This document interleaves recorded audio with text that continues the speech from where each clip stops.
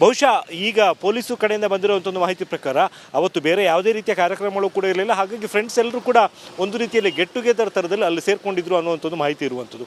May be ಅಲ್ಲಿ drinks ಇದ್ದಿರ್ಬೋದು, ಊಟನೂ ಮಾಡ್ತಿರ್ಬೋದು. ಆದರೆ ಪರ್ಟಿಕ್ಯುಲರ್ ಆಗಿ ಇದೇ ಒಂದು ಕಾರಣಕ್ಕೋಸ್ಕರ ಸೇರಿದ್ದಾರೆ ಅನ್ನುವಂಥದ್ದು ಮಾಹಿತಿ ಇಲ್ಲ. ಆದರೆ ಅಲ್ಲಿ ಸೇರಿದಂತಹ ಸಂದರ್ಭದಲ್ಲಿ ಈ ವಿಚಾರಗಳು ಚರ್ಚೆ ಆಗಿದಂತೂ ನಿಜ. ಈಗ ಇರುವಂತಹ ಒಂದು ಪ್ರಶ್ನೆ ಅಂತ ಹೇಳಿದರೆ, ಈ ಚರ್ಚೆ ಸಂದರ್ಭದಲ್ಲಿ ಚಿಕ್ಕಣ್ಣ ಅಲ್ಲಿ ಇದ್ರಾ ಇಲ್ವಾ ಅನ್ನುವಂಥದ್ದು. ಆಲ್ರೆಡಿ ಒಂದು ವಿಚಾರವನ್ನು ಸ್ಪಷ್ಟವಾಗಿ ಹೇಳ್ಬೋದು. ಏನಕ್ಕೆ ಅಂದರೆ ಚಿಕ್ಕಣ್ಣ ಅಲ್ಲಿ ಇದ್ದರು ಅನ್ನುವಂಥದ್ದು ಖಚಿತ ಆಗಿದೆ. ಆದರೆ ಚಿಕ್ಕಣ್ಣ ಇದ್ದಂತಹ ಸಂದರ್ಭದಲ್ಲಿ ಈ ಎಲ್ಲ ವಿಚಾರಗಳಿಗೆ ಸಂಬಂಧಪಡುತ್ತೆ ಚರ್ಚೆ ನಡೆದಿತ್ತಾ ಇಲ್ಲ ಅನ್ನುವಂಥದ್ದು. ಈಗ ಸದ್ಯಕ್ಕೆ ಪ್ರಾಕ್ಟಿಕಲ್ ಆಗಿ ಈ ಒಂದು ಸೀಕ್ವೆನ್ಸ್ ನಾವು ನೋಡ್ತಾ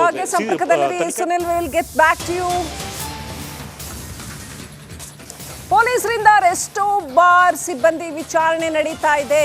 ರೆಸ್ಟೋ ಬಾರ್ ಸಿಬ್ಬಂದಿಯಿಂದ ಹೇಳಿಕೆಯನ್ನ ದಾಖಲು ಮಾಡಿಕೊಳ್ಳಲಾಗ್ತಾ ಇದೆ. ಕೊಲೆಗೂ ಮುನ್ನ ನಡೆದ ಪಾರ್ಟಿಯ ಬಗ್ಗೆ ಮಾಹಿತಿಯನ್ನ ಸಂಗ್ರಹ ಮಾಡಲಾಗ್ತಾ ಇದೆ. ಏನೇನು ನಡೀತು, ಯಾರೆಲ್ಲ ಬಂದಿದ್ರು, ಯಾವ ಮೂಡ್ನಲ್ಲಿ ಇದ್ರು, ದರ್ಶನ್ ಸೇರಿದಂತೆ ಆತನ ಸ್ನೇಹಿತರು. ರೆಸ್ಟೋ ಬಾರ್ ಸಿಬ್ಬಂದಿಯಿಂದ ಹೇಳಿಕೆಯನ್ನ ದಾಖಲು ಮಾಡಿಕೊಳ್ಳಲಾಗ್ತಾ ಇದೆ. ಅವತ್ತು ಯಾರೆಲ್ಲ ಇದ್ರು ಅನ್ನೋಂಥದ್ದು ಗೊತ್ತಾಗುತ್ತೆ. ಕೊಲೆಗೂ ಮುನ್ನ ನಡೆದಿರ್ತಕ್ಕಂಥ ಪಾರ್ಟಿ ಬಗ್ಗೆ ಮಾಹಿತಿ ಸಂಗ್ರಹ ಮಾಡ್ತಾ ಇದ್ದಾರೆ. ಮಾದೇಶ್, ರೆಸ್ಟೋ ಬಾರ್ ಸಿಬ್ಬಂದಿಯಿಂದ ಡೀಟೇಲ್ಸ್ ಕಲೆಕ್ಟ್ ಮಾಡ್ತಾ ಇದ್ದಾರೆ ಅಂತ ಏನ್ ಅಪ್ಡೇಟ್ ಇದೆ ಅಲ್ಲೀಗ?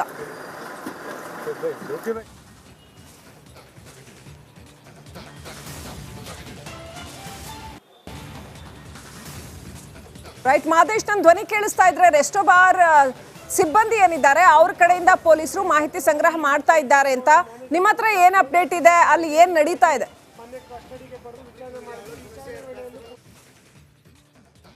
ಲಕ್ಷ್ಮಿ, ಖಂಡಿತವಾಗ್ಲೂ ಕೂಡ ಆ ಒಂದು ಪಾರ್ಟಿಯಲ್ಲಿ ಏನೆಲ್ಲ ಚರ್ಚೆ ಆಗಿದೆ ಅನ್ನುವಂಥದ್ದು ಇಲ್ಲಿ ಪ್ರಮುಖ ಅಂಶ ಆಗಿರುತ್ತೆ. ಯಾಕಂದ್ರೆ ಇದೆಲ್ಲವೂ ಕೂಡ ಕೊಲೆ ನಡೆದಕ್ಕಂತ ಮುಂಚೆ ಏನೆಲ್ಲ ಆಗಿತ್ತು ಅನ್ನುವಂಥದ್ದು ಸದ್ಯಕ್ಕೆ ಬೆಳಕಿಗೆ ಬಂದಿರುವಂತ ವಿಚಾರ. ಹೀಗಾಗಿ ಈ ಒಂದು ರೆಸ್ಟೋ ಬಾರ್ ನಲ್ಲಿ ಅವತ್ತು ಯಾರೆಲ್ಲ ಇದ್ರು ನಿಜಕ್ಕೂ ಕೂಡ ದರ್ಶನ್ ನಡಿ ಈಗ ಶುರು ಮಾಡೋಣ.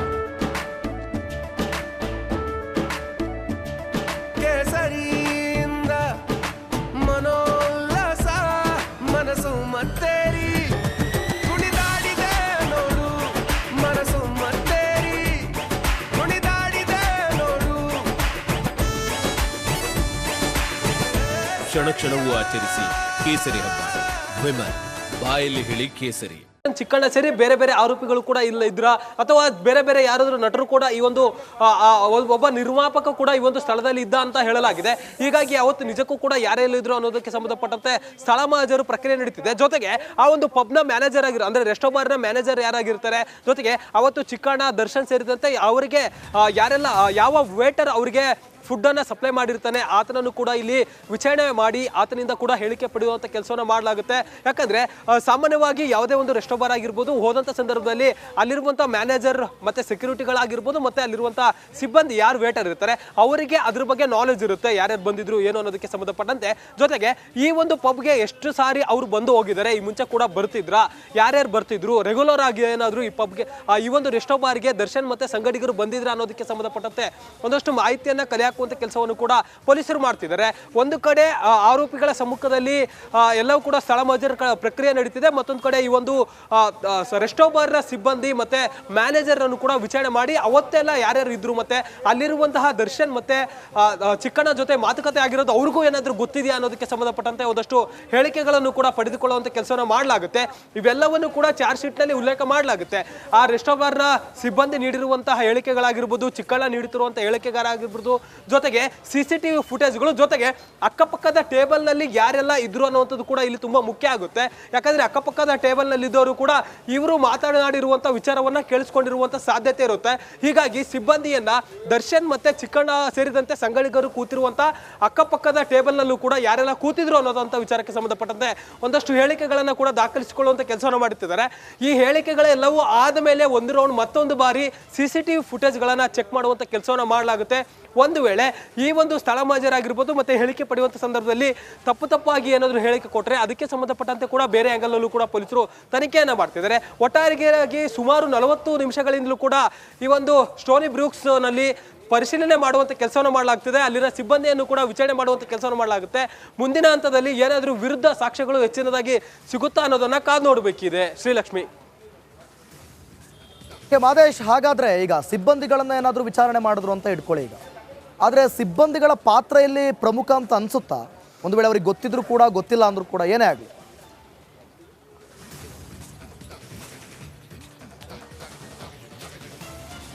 ದಿವಿತ್, ಈಗಾಗಲೇ ಈ ಒಂದು ಪ್ರಕರಣದಲ್ಲಿ ಆರೋಪಿಗಳು ಬೇರೆ ಆಗ್ತಾರೆ ಮತ್ತೆ ವಿಟ್ನೆಸ್ಗಳು ಬೇರೆ ಆಗ್ತಾರೆ. ಆ ಒಂದು ಸ್ಥಳದಲ್ಲಿ ಈಗಾಗಲೇ ಚಿಕ್ಕಣ್ಣ ಪಾತ್ರ ಏನಿದೆ ಅನ್ನೋದಕ್ಕೆ ಸಂಬಂಧಪಟ್ಟಂತೆ ಒಂದಷ್ಟು ಹೇಳಿಕೆಗಳನ್ನ ಪಡೆಯಲಾಗುತ್ತೆ. ಇಲ್ಲಿ ಯಾವಾಗ ಓರ್ವ ವ್ಯಕ್ತಿಗೆ ಈ ಒಂದು ಪ್ರಕರಣದಲ್ಲಿ ಸಿಕ್ಕಾಕಿಕೊಳ್ಳುವಂತ ಸಾಧ್ಯತೆ ಇರುತ್ತೆ ಅಂದ್ರೆ ಇಂಡೈರೆಕ್ಟ್ ಆಗಿ ಅಥವಾ ಡೈರೆಕ್ಟ್ ಆಗಿ ಆ ಒಂದು ಪ್ರಕರಣಕ್ಕೆ ಸಹಾಯ ಮಾಡಿದಂತ ಸಂದರ್ಭದಲ್ಲಿ ಒಂದು ವೇಳೆ ಆ ಒಂದು ವಿಚಾರದಲ್ಲಿ ಇವರು ಆ ಒಂದು ಕ್ರೈಮ್ ಸೀನ್ ನಲ್ಲಿ ಇದ್ರು, ಆದ್ರೆ ಯಾವುದೇ ರೀತಿಯಾದಂತಹ ರಿಯಾಕ್ಟ್ ಅವರಿಂದ ಆಗಿರ್ಲಿಲ್ಲ ಅಂದ್ರೆ ಇಲ್ಲಿ ವಿಟ್ನೆಸ್ ಗಳನ್ನ ಮಾಡಿಕೊಳ್ಳುವಂತ ಸಾಧ್ಯತೆ ಇರುತ್ತೆ. ಇಲ್ಲಿ ಚಿಕ್ಕಣ್ಣ ಆಗಿರ್ಬೋದು ಮತ್ತೆ ರೆಸ್ಟೋಬಾರ್ ನ ಸಿಬ್ಬಂದಿ, ಮ್ಯಾನೇಜರ್ ಇವರೆಲ್ಲರನ್ನು ಕೂಡ ಈ ಒಂದು ಕೇಸ್ನಲ್ಲಿ ಸಾಕ್ಷಿಗಳನ್ನಾಗಿ ಪರಿವರ್ತನೆ ಮಾಡುವಂತ ಕೆಲಸ ಆಗುತ್ತೆ. ಯಾಕಂದ್ರೆ ಆ ಒಂದು ಈಗಾಗಲೇ ಈ ಒಂದು ಕ್ರೈಮ್ ನಲ್ಲಿ ಯಾರೆಲ್ಲ ಭಾಗಿಯಾಗಿದ್ರು ದಯವಿಟ್ಟು ಹಾಗೆ ಹೋಲ್ಡ್ ಅಲ್ಲಿ ಬ್ರೇಕಿಂಗ್ ಅಪ್ಡೇಟ್ ಬರ್ತಾ ಇದೆ. ನಟ ಚಿಕ್ಕಣ್ಣ ಅವರ ಮೊಬೈಲ್ ಅನ್ನು ವಶಕ್ಕೆ ಪಡೆಯೋ ಸಾಧ್ಯತೆ ಇದೆ ಅಂತ ಹೇಳಲಾಗ್ತಾ ಇದೆ. ಹೆಚ್ಚಿನ ವಿಚಾರಣೆಗೆ ಮೊಬೈಲ್ ಅನ್ನು ವಶಕ್ಕೆ ಪಡೆಯೋ ಸಾಧ್ಯತೆ ಇದೆ. ಮೊಬೈಲ್ ಕಾಲ್ ಲಿಸ್ಟ್ ಅನ್ನ ಪರಿಶೀಲಿಸ್ತಾರೆ ಖಾಕಿ ಅಂತ ಹೇಳಲಾಗ್ತಾ ಇದೆ. ಚಿಕ್ಕಣ್ಣ ಮೊಬೈಲ್ ವಶಕ್ಕೆ ಪಡೆದು ಕಾಲ್ ಲಿಸ್ಟ್ ಅನ್ನ ಚೆಕ್ ಮಾಡಬಹುದು. ಹೆಚ್ಚಿನ ವಿಚಾರಣೆಗೆ ಮೊಬೈಲ್ನ ಪಡೆದು ಕಾಲ್ ಲಿಸ್ಟ್ ಅಲ್ಲಿ ಯಾರ್ಯಾರು ಇದ್ದಾರೆ, ಯಾರ್ಯಾರು ಕಾಲ್ ಮಾಡಿದ್ದಾರೆ ಅಂತ ಚೆಕ್ ಮಾಡಬಹುದು. ಸುನಿಲ್ ಧರ್ಮಸ್ಥಳ ಸಂಪರ್ಕದಲ್ಲಿದ್ದಾರೆ. ಸುನಿಲ್, ಬಹಳ ಇಂಪಾರ್ಟೆಂಟ್ ಪ್ರಶ್ನೆ ಸುನಿಲ್. ಯಾವಾಗಂದ್ರೆ ಅವಾಗ ಪೊಲೀಸರು ಆರೋಪ ಬಂದ ಮಾತ್ರಕ್ಕೆ ಮೊಬೈಲನ್ನ ಪಡೆದು ಸಂಪೂರ್ಣವಾಗಿ ಚೆಕ್ ಮಾಡ್ಬೋದಾ? ಟು ವಾಟ್ ಎಕ್ಸ್ಟೆಂಟ್ ಚೆಕ್ ಮಾಡಬಹುದು? ಅಲ್ಲಿ ಒಂದು ರೈಟ್ ಟು ಪ್ರೈವಸಿ ಅಂತ ಇರುತ್ತೆ, ಅದು ಎಷ್ಟರ ಮಟ್ಟಿಗೆ ಇಲ್ಲಿ ಅಪ್ಲೈ ಆಗುತ್ತೆ? ಕಾಲ್ ಲಿಸ್ಟ್ನ ಚಿಕ್ಕಣ್ಣ ಅವ್ರ ಎದುರಿಗೆ ಅವರು ಚೆಕ್ ಮಾಡಬಹುದಾ ಅಥವಾ ಸಂಪೂರ್ಣ ಮೊಬೈಲ್ನ ವಶಕ್ಕೆ ಪಡಿಬೋದಾ? ಹೆಂಗಿದೆ ಕಾನೂನು, ಏನು ಹೇಳುತ್ತೆ ಸುನಿಲ್ ಈ ವಿಚಾರದಲ್ಲಿ?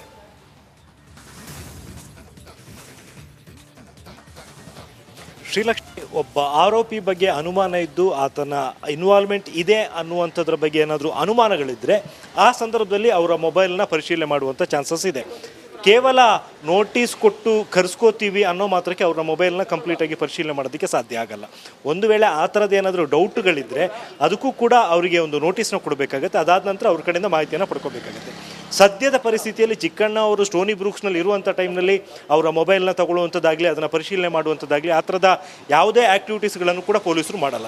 ಇನ್ ಕೇಸ್ ಕಾಲ್ ಡೀಟೇಲ್ಸ್ ತಗೊಂಡ್ರೂ ಕೂಡ ಅದು ಬೇರೆ ಆರೋಪಿಗಳ ಜೊತೆಗೆ ಸಂಪರ್ಕದಲ್ಲಿ ಇದ್ದಾರೋ ಇಲ್ವೋ ಅನ್ನುವಂಥದ್ದನ್ನು ಖಚಿತಪಡಿಸಿಕೊಳ್ಳೋದಕ್ಕೆ ಮಾತ್ರ ಕಾಲ್ ಡೀಟೇಲ್ಸ್ನ ತಗೊಳ್ಳೋದಾಗುತ್ತೆ. ಅದನ್ನು ಹೊರತುಪಡಿಸಿದರೆ ಕಾಲ್ ಡೀಟೇಲ್ಸ್ ತಗೊಳ್ಳೋದಕ್ಕೂ ಕೂಡ ಪೊಲೀಸ್ ಅಧಿಕಾರಿಗಳಿಗೆ ಆ ಒಂದು ಪ್ರೊವಿಷನ್ಸ್ ಇದೆ. ಆದರೆ ಇನ್ವಾಲ್ವ್ಮೆಂಟ್ ಇಲ್ಲದೇ ಇದ್ದರೆ ಯಾವುದೇ ಕಾರಣಕ್ಕೂ ಕೂಡ ಕಾಲ್ ಡೀಟೇಲ್ಸನ್ನು ತಗೊಳ್ಳುವಂಥ ಒಂದು ಪ್ರಕ್ರಿಯೆ ಕೂಡ ಬರಲ್ಲ. ಈಗೇನಿದ್ರು ಕೂಡ ಸ್ಟೋನಿ ಬ್ರೂಕ್ಸ್ನಲ್ಲಿ ಕೇವಲ ಅವತ್ತು ಮಧ್ಯಾಹ್ನ ಘಟನೆ ಏನು ನಡೆದಿತ್ತು, ಏನೇನು ಚರ್ಚೆಗಳಾಗಿತ್ತು ಅದಕ್ಕೆ ಸಂಬಂಧಪಟ್ಟಂತೆ ಮಾತ್ರ ಅಲ್ಲಿದ್ದಂಥವರು, ಈವನ್ ಆ ಇದು ಪಬ್ನಲ್ಲಿ ಕೆಲಸ ಮಾಡ್ತಿದ್ದಂಥ ಸಿಬ್ಬಂದಿ ಅವ್ರ ಕಡೆಯಿಂದ ಮಾಹಿತಿಗಳನ್ನು ಪಡ್ಕೊಳ್ತಾರೆ. ಶ್ರೀಲಕ್ಷ್ಮಿ, ರೈಟ್. ಸುನಿಲ್,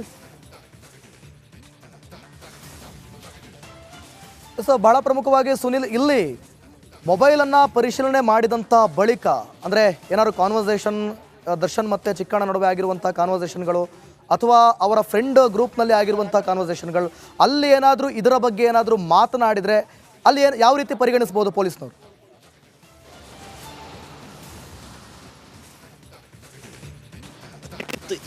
ಈ ಹಂತದವರೆಗೆ ಸದ್ಯದವರೆಗೆ ಇಡೀ ಪ್ರಕರಣದಲ್ಲಿ ಚಿಕ್ಕಣ್ಣ ಮತ್ತು ದರ್ಶನ್ ಅವ್ರ ಮಧ್ಯೆ ಈ ಒಂದು ವಿಚಾರಕ್ಕೆ ಸಂಬಂಧಪಟ್ಟಂತೆ ಕನ್ವರ್ಸೇಷನ್ ನಡೆದಿರೋ ಬಗ್ಗೆ ಯಾವುದೇ ರೀತಿಯ ಮಾಹಿತಿಗಳು ಕೂಡ ಇಲ್ಲ.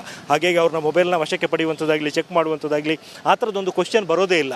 ಪೊಲೀಸರಿಗೆ ಈಗ ಇರುವಂಥ ಅನುಮಾನ ಏನು ಅಂತ ಹೇಳಿದರೆ, ಚಿಕ್ಕಣ್ಣ ಇದ್ದಂಥ ಟೈಮಲ್ಲಿ ಚಿಕ್ಕಣ್ಣ ಅವರ ಪ್ರೆಸೆನ್ಸ್ನಲ್ಲಿ ಈ ಒಂದು ರೇಣುಕಾಸ್ವಾಮಿಯನ್ನು ಕಿಡ್ನ್ಯಾಪ್ ಮಾಡಿಕೊಂಡು ಬಂದಿರುವಂಥದ್ರ ಬಗ್ಗೆ ಚರ್ಚೆ ನಡೆದಿತ್ತಾ ಇಲ್ವಾ ಅನ್ನುವಂಥದ್ದು ಈಗ ಇರುವಂಥ ಪ್ರಶ್ನೆ. ಒಂದು ವೇಳೆ ಅವರು ಇದ್ದಂತಹ ಟೈಮಲ್ಲಿ ಅವರ ಪ್ರೆಸೆನ್ಸ್ನಲ್ಲಿ ಈ ಚರ್ಚೆ ನಡೆದಿದೆ ಅಂತ ಆದರೆ ಮಾತ್ರ ತನಿಖೆ ಮುಂದಿನ ಹಂತಕ್ಕೆ ಹೋಗುವಂಥದ್ದು. ಒಂದು ವೇಳೆ ಆ ರೀತಿ ಚರ್ಚೆ ನಡೆದಿತ್ತು ಅಂತ ಆದರೂ ಕೂಡ ಉಳಿದ ಆರೋಪಿಗಳ ಹೇಳಿಕೆಗಳು ಕೂಡ ಇಂಪಾರ್ಟೆಂಟ್ ಆಗುತ್ತೆ. ಈವನ್ ಒಂದು ವೇಳೆ ಚಿಕ್ಕಣ್ಣ ಅವರು ಮೆಸೇಜ್ ಮಾಡಿದ್ರು ಅಥವಾ ಕಾಲ್ ಮಾಡಿದ್ರು ಕೂಡ ಈ ವಿಚಾರವಾಗಿ ಏನಾದರೂ ಚರ್ಚೆ ಮಾಡಲಾಗಿತ್ತಾ ಅನ್ನುವಂಥದ್ದು ಪ್ರಮುಖ ಪ್ರಶ್ನೆ ಆಗುತ್ತೆ. ಹಾಗೇನಾದರೂ ಇದ್ದಲ್ಲಿ ಮಾತ್ರ ಆ ಒಂದು ಕಾಲ್ ಡೀಟೇಲ್ಸ್ಗಳನ್ನು ಚೆಕ್ ಮಾಡುವಂಥದ್ದಿರಲಿ ಅಥವಾ ಮೆಸೇಜ್ಗಳನ್ನು ಚೆಕ್ ಮಾಡಿ ರಿಟ್ರೀವ್ ಮಾಡುವಂಥದ್ದಿರಲಿ, ಈ ಥರದ ಒಂದು ಪ್ರಶ್ನೆ ಉದ್ಭವ ಆಗುವಂಥದ್ದು. ಸದ್ಯಕ್ಕೆ ಇರುವಂಥದ್ದು ಚಿಕ್ಕಣ್ಣ ಪ್ರೆಸೆನ್ಸ್ನಲ್ಲಿ ಈ ಬಗ್ಗೆ ಡಿಸ್ಕಷನ್ ಆಗಿತ್ತಾ ಇಲ್ವಾ ಅನ್ನುವಂಥದ್ದನ್ನು ತಿಳಿಯುವಂಥದ್ದು. ದಿವಿತ್, ಓಕೆ, ಥ್ಯಾಂಕ್ ಯು ಸುನಿಲ್ ನಿಮ್ಮೆಲ್ಲ ಮಾಹಿತಿಗಾಗಿ.